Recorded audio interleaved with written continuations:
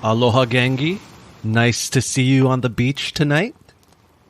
The reason for this surprise back-to-back weekly episode release is because I'm finally launching the Ghostlore of Hawaii Patreon, and to celebrate, I wanted to release this free sample, Costco style, available to patrons. For those who are not familiar with Patreon, it's a platform that helps creators earn a monthly income by providing rewards and perks to their subscribers. So basically, contributing to the Ghostlore of Hawaii Patreon literally keeps the show alive and food in my belly. For the price of 1 cup of coffee per month, members get additional full-length and mini episodes that are always ad-free. The Patreon exclusive episodes are just like the free show, but will also cover topics and stories that may be a little more intense or adult-themed. Naughty. Not like that. To sign up, go to patreon.com/Ghostlore of Hawaii or click the link in the show notes. I'll also include more information in the outro at the end of the episode. So I hope you enjoy this sample. There will be more Patreon exclusive episodes dropping shortly, so stay tuned.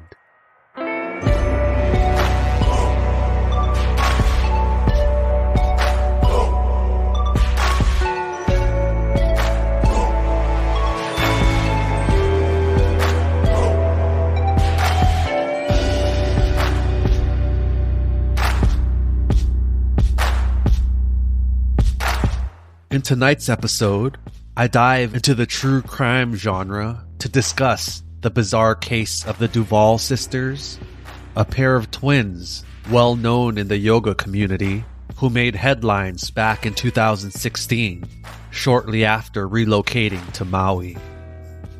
However, this fresh start turns into a tragic end while on the famous road to Hana. At the end of the episode, I'll touch on a listener-submitted incident experienced on the road to Hana and how it may connect to the story of the twin power yoga sisters.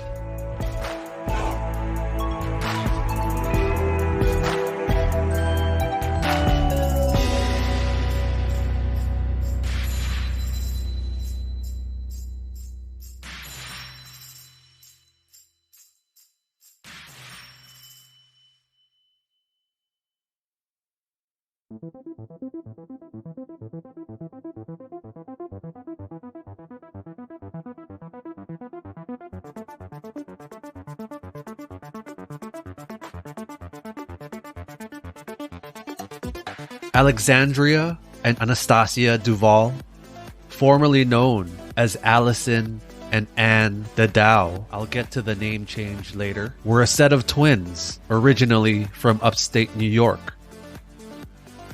After their mother passed away when they were 5, the two formed a fierce bond on top of the already strong relationship they shared as twins. The sisters would move down to Palm Beach, Florida, where they operated a successful yoga studio, Twin Power Yoga. They did everything together. The only time they'd be seen apart was when the sisters were teaching separate yoga classes. Clients praised their studio, with many stating the classes were the best they'd ever taken. They were local celebrities in Palm Beach, known for their flashy and extravagant lifestyles, all the way down to their matching Porsche Boxsters. Word traveled about the hard-partying entrepreneurs, catching the attention of Hollywood, well, reality TV. Producers approached them about a show featuring the twins that would highlight their studio and lavish lifestyle. This would be the start of their downfall.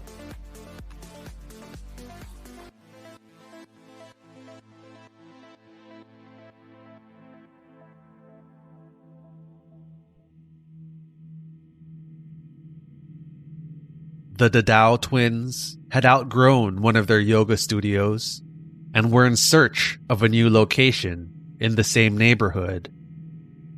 Instead, producers of the reality TV show persuaded the sisters to choose a spot on the most expensive street in West Palm Beach.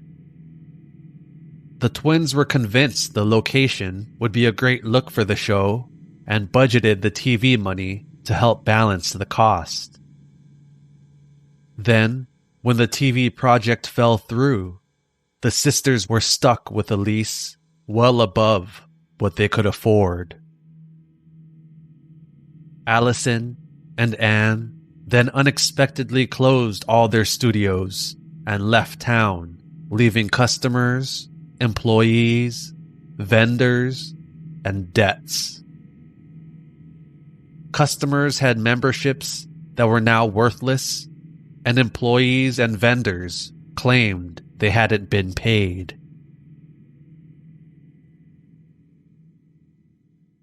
Volatile relationship. The sisters' bond had often been an issue in their love lives, choosing each other over their relationships. As much as they loved each other, at times, they couldn't stand each other. Mixed with alcohol, that often resulted in physical altercations. At least they're evenly matched. Sorry. An ex-boyfriend of one of the sisters talked of fights that would explode seemingly out of nowhere, often in public places. During their time in Florida, the boyfriend recalled one instance where he got a call from Anne screaming for him to get over to their place, claiming she was going to kill Allison.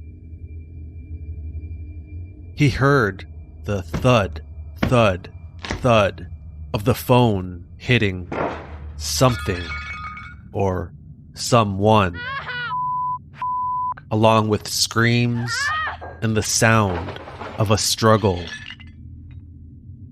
When he arrived to the apartment, it looked as if a bomb had gone off in the unit. Here is a quote of his account of the destruction. There was broken glass everywhere, from the wine bottles and shattered glasses. There was blood everywhere, and the bedroom door was falling off the hinges. Both of them were sitting on the couch when I walked in, and they were like, "Hey, how are you doing?" Allison had a bruise on her face. I asked them if they were okay, and they were like, "We're good, we're fine, just watching a movie." 51st dates.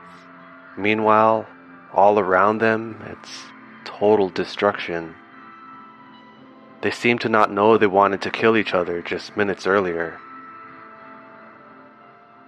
The boyfriend also experienced, on at least 2 occasions, the sisters began fistfighting inside a moving vehicle. Once, when Anne was behind the wheel.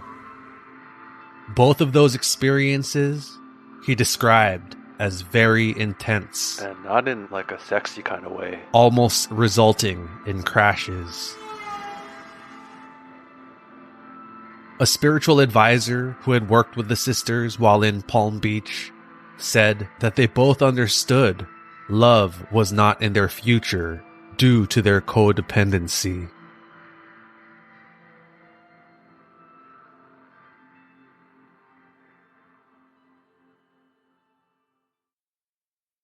Starting anew. The twins fled to Park City, Utah, to distance themselves from the bad press they received in Florida, with one local publication even labeling them the terrible twins of yoga. Park City, an upscale mountain town surrounded by world-class skiing, is also home to the Sundance Film Festival and is a popular vacation location with many billionaires and celebrities owning homes in town. The sisters opened another yoga studio in 2014 and even planned to write a book together. At around the same time, They both separately filed for bankruptcy with a combined debt of $200,000, including 2 Porsche Boxsters. Unfortunately, their hard partying and drinking ways caught up to them while in Utah. In the 2 years they lived in Park City, the twins racked up arrests linked to 5 separate alcohol-related incidents. Their drinking only got worse, culminating in a blow-up of epic proportions. On this particular night, Allison and Anne were kicked out of a restaurant for being overly intoxicated. On the drive home, their car skid into a ditch, resulting in the police being called. To police, it was obvious the twins had been physically fighting, with reports of hair pulling being involved. The car fight, combined with the alcohol, was most likely what caused the crash. No shit. With all the troubles related to their lifestyles, the yoga studio suffered and eventually closed down.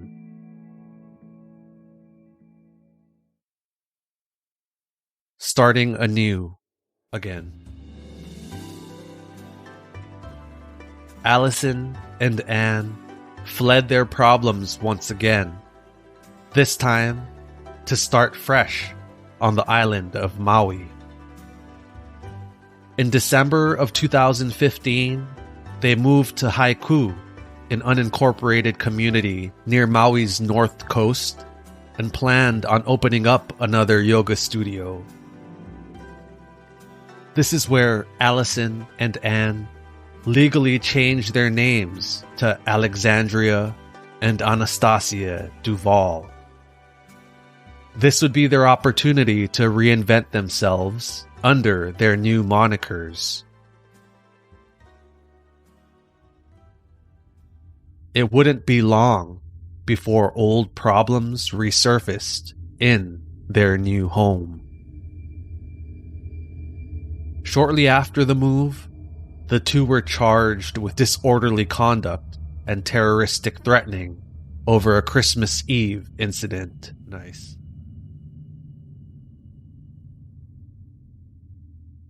The tragedy. Anastasia and her boyfriend, Federico Bailey, had planned a camping trip near Hana for Memorial Day weekend. In the last minute, Alexandria inserted herself into the couple's plans, much to their dismay. It wasn't long before the fighting began. Alexandria had packed alcohol, which angered Anastasia and Federico, who had planned for the trip to be alcohol-free. After making the long journey down the road to Hana, they passed the sleepy town and continued to the even more isolated area where they had planned on camping. Federico said he set up the tent and left to use the restroom, but when he returned, the sisters and his SUV were gone.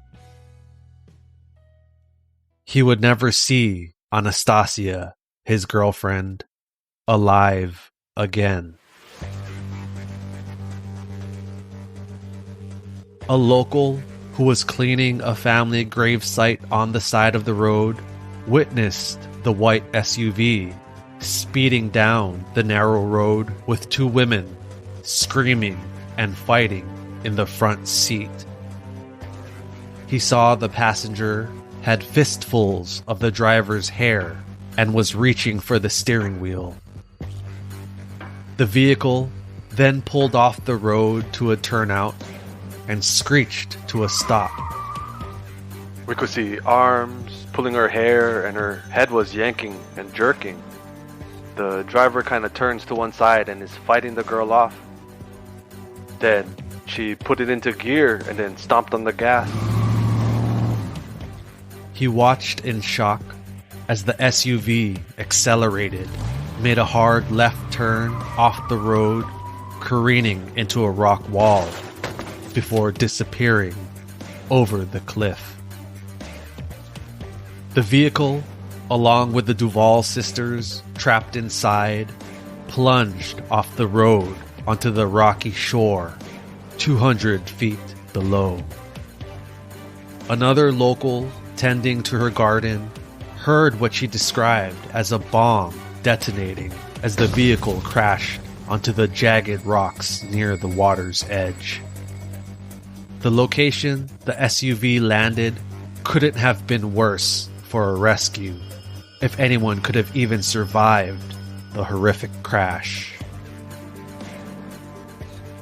The near vertical cliffside made it impossible for rescuers to safely climb down to check on the twins. Not only that, but waves crashed onto the slippery rocks the vehicle had landed on.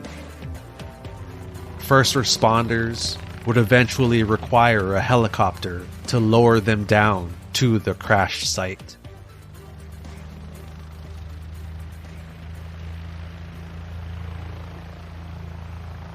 To their surprise, Alexandria, who had been driving the car, was alive. It was quickly evident, however, Anastasia had perished. As officers tended to Alexandria, they claimed she remained silent, immediately refusing to answer any questions police had. She was airlifted to Maui Memorial Hospital, where other investigators also found she was uncooperative and often defensive, questioning why the police were even there. She never asked about her sister's condition, choosing to remain silent with a blank stare on her face. Investigators were quoted stating her actions during that interview were bizarre. The only thing more bizarre was when police called to inform the twins' father of the accident and death of Anastasia. Their father told police, quote, "If anyone should have died, it should have been that bitch, Alexandria." When the hospital tested Alexandria's blood alcohol content, it came back 3 times the legal driving limit. Things get weird. All this time, Federico, Anastasia's boyfriend and owner of the SUV, was still alone at the remote campsite. He was confused when the women did not return, but unable to do anything, he bedded down in the tent for the night.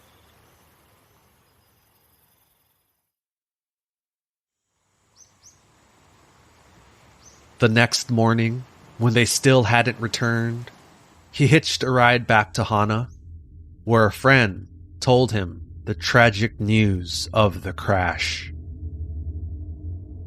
When police interviewed him shortly after, he told them he wasn't surprised of the death. What he then informed police would throw an entirely new curveball into the investigation.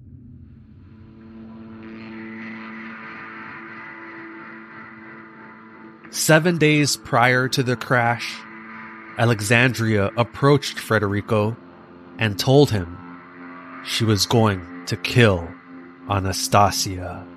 What? She then rephrased it, saying, "I killed my sister," as in the past tense, like it had already happened. Again, what? Taken aback and unsure what she was talking about, he shook the statement off, but would later overhear in a private conversation Alexandria reminding Anastasia not to forget they, quote, were leaving planet on the 30th, end quote. Huh? Federico interpreted this as the two were planning a suicide together. But if the sisters planned a joint suicide, why would there have been a struggle? Why was Anastasia seen attempting to grab the wheel before the SUV careened off the cliff? Investigators would find evidence that supported the signs of a struggle, not compliance. This matched the witness testimony that he saw the two women fighting behind the wheel of the vehicle just before it plunged over the cliff. When Anastasia's body was removed from the wreckage, clumps of hair were found clutched in her dead hand. Investigators also confirmed the stretch of highway where the SUV veered off the cliff seemed to be the only section of road where a vehicle would have been able to. This added more to the investigators' theory the crash may have been intentional. Was this an accidental crash caused by the fight? Or a planned suicide? Or an attempted murder-suicide?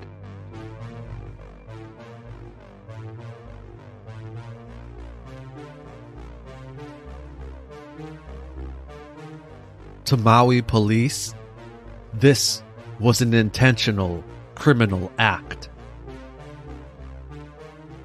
The information gathered from the vehicle's black box and the on-scene evidence, including tire marks on the road, was enough information for the police to charge Alexandria with second-degree murder. They quickly went to her home in Haiku to make the arrest. Only Alexandria was not there. All of her belongings had been packed. Fishy. Police learned she had booked a flight to flee Maui for the mainland. Luckily or unluckily, the plane would be grounded due to mechanical issues, and the flight was cancelled. She must have been smuggling lava rocks. Alexandria was found near the airport shortly after and arrested. In a surprising turn of events, the judge at the preliminary trial dismissed Alexandria's case, stating there wasn't enough probable cause to charge her for her sister's death. The surviving sister would quickly leave Maui for New York, where she was rearrested after a grand jury chose to indict her for a second time. Alexandria was extradited back to Maui to begin the trial. In January 2018, the second-degree murder trial began, with Alexandria facing a possible life sentence if found guilty.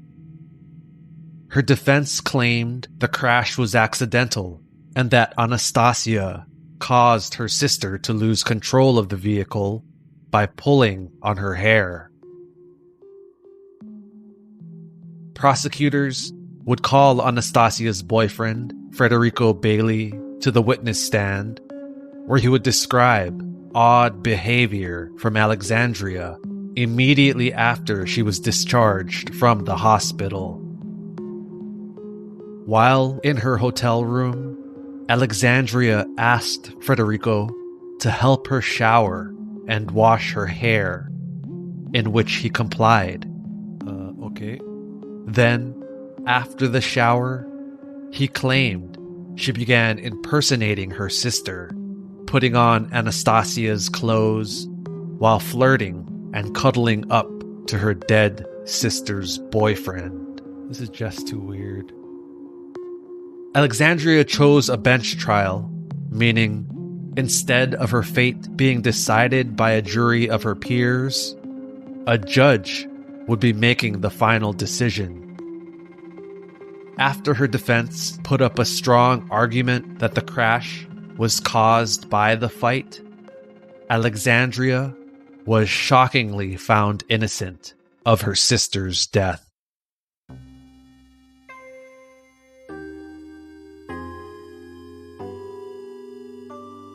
I do want to mention I found it interesting that several people mentioned significant differences in the twins' personalities. There was the odd statement made by their father that the wrong daughter died. But also, the spiritual advisor who had worked with the sisters in Florida described Alexandria, the surviving sister, in having, quote, a big personality with a tendency to drink too much, while making a point to mention Anastasia was the sweetest, kindest, most level-headed person. Federico Bailey, Anastasia's boyfriend at the time of her death, included Alexandria was the one who brought alcohol on the camping trip, which was supposed to be alcohol-free. Anastasia's boyfriend from Florida, the one who saw their destroyed apartment and who witnessed several fights while in a moving car, was quoted saying, "It almost seemed like Alexandria was jealous of Anastasia, who always got the guy." He mentions that it seemed like Alexandria was the one always tagging along with her sister's plans, which fits the testimony. Federico stated that she inserted herself into his and Anastasia's camping trip the weekend of the fatal accident. Alexandria did not change much since the death of her sister. While in New York, she would be arrested again for driving while intoxicated. So what do you think? Did the surviving sister get away with murder? Or was this all a drunken accident? The ordeal that left a stain on the tranquil town of Hana may not have ended at the conclusion of the trial. I mentioned at the start of the episode that a listener of the podcast had a strange experience while on the road to Hana that connects to the story of the Duvall sisters. Cynthia and her husband were visiting Maui and had booked a tour down to Hana and had not known about the sisters prior to the visit. Here is their account.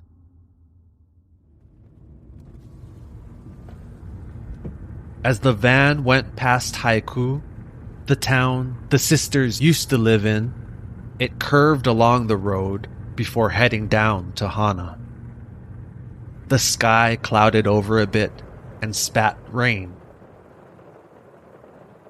Cynthia sat, gazing out at the overgrowth of greenery, which reminded her of her time living in Okinawa, Japan. While in Okinawa, her family had lived in front of a small tomb and had experienced many paranormal encounters.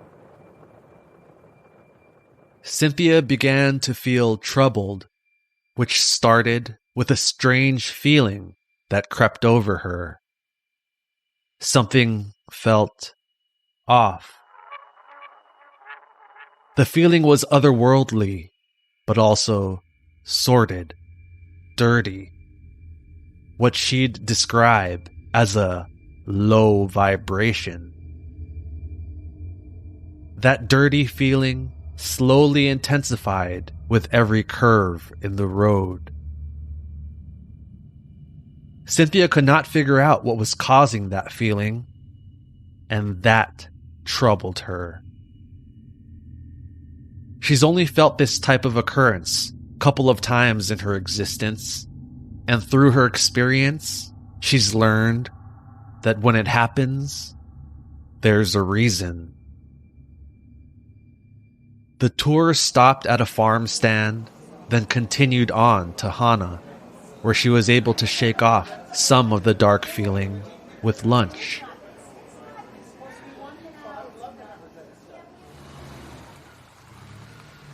Once back in the van, the guide drove them through the black bamboo forests in which the feeling would return, hitting Cynthia with full force, like it was zeroing in on her. However, she still could not put her finger on its source.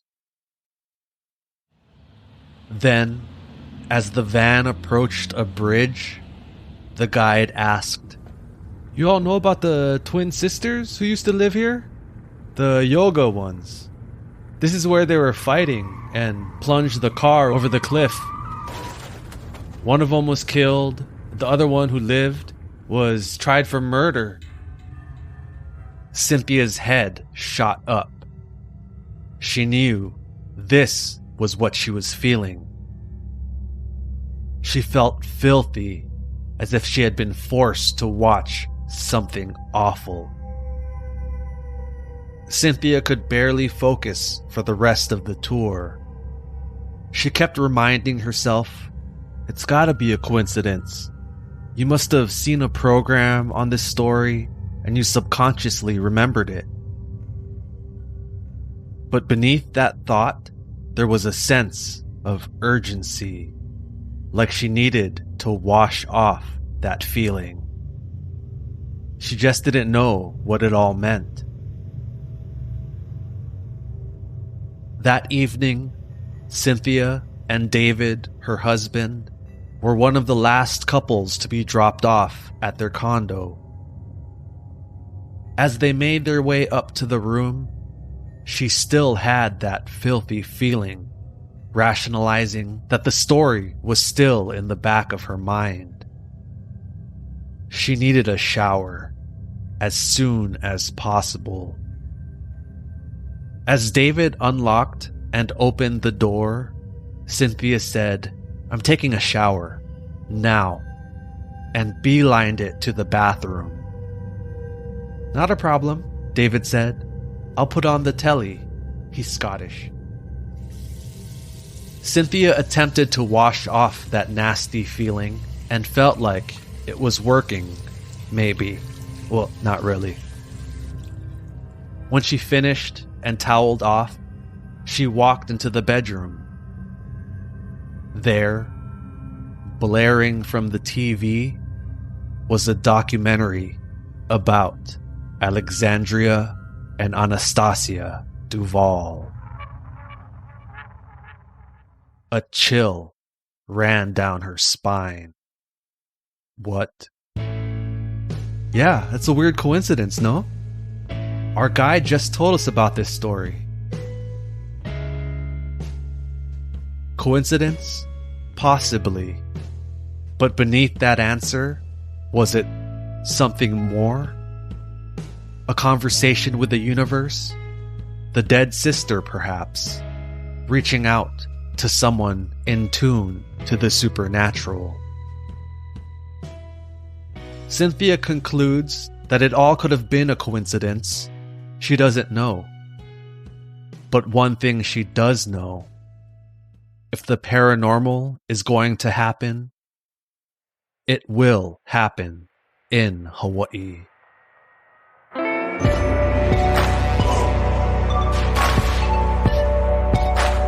Thank you so much for your continued support of the Ghostlore of Hawaii podcast. This was a sample of a bonus episode that would have only been available on patreon.com/Ghostlore of Hawaii. All patrons get a special shout out in the show notes, periodic discounts on merch, and a lot more. I'll also continue to release content for patrons, even as the free show goes on break in between seasons. For a limited time, all new members receive a free Ghostlore of Hawaii sticker as supplies last.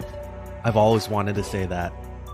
Stay tuned for more content to be released very soon on patreon.com/Ghostlore of Hawaii, as well as the main podcast. We still have a lot more show left in Season 2. I want to give a special shout out and thank you to Cynthia and David for sharing the experience she had while visiting Maui. Most of what you heard in Cynthia's story was from her own words. I just altered it a bit for context. Most of Cynthia's intuition towards the spiritual world began while in Okinawa when she lived across from the tomb. I believe her familiarity with spirits was why she was able to pick up on energies others on the tour couldn't. And like she said, perhaps it was the deceased Duval's sister reaching out to someone in tune with the supernatural. For what? We may never know. So thank you again for listening. If you're enjoying the podcast, please rate and review on Spotify and Apple Podcasts. Reviews are extremely helpful in getting the show in front of new listeners. Thank you so much to all who have left reviews. If you have a topic, story, or even a question for the podcast, you can email me at ghostlore.of.hawaii@gmail.com. You can also follow me on Instagram at ghostlore.of.hawaii. And lastly, share your favorite episodes with your friends. If they don't have Spotify or any other listening apps like Repod, they can still listen for free at ghostloreofhawaii.com. Although my intent is to keep all historical information as accurate as possible, I cannot always guarantee it will be. Please look into any info you may be interested in on your own. There's so much awesome stuff out there that I can't always fit into one episode. Some names and places may be altered for privacy's sake.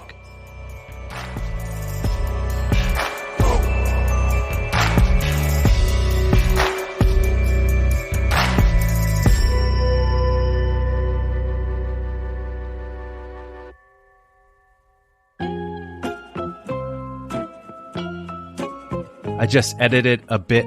Edit it. I just edited it. Edit it. I just edited it.